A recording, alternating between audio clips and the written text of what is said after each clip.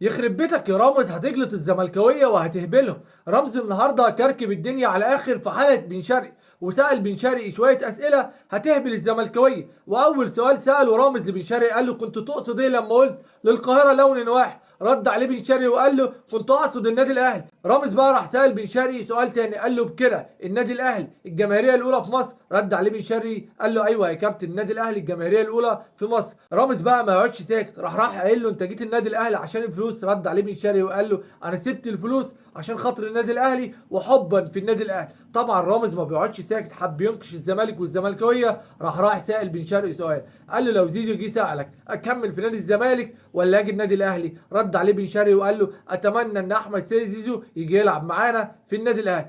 طبعا رامز ما بيقعدش ساكت، لازم يطلع كل حاجه من الضيف اللي جاي له.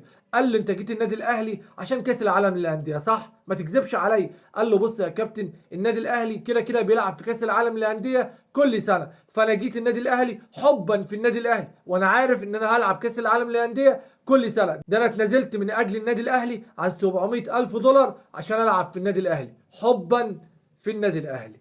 بس كده، يلا سلام.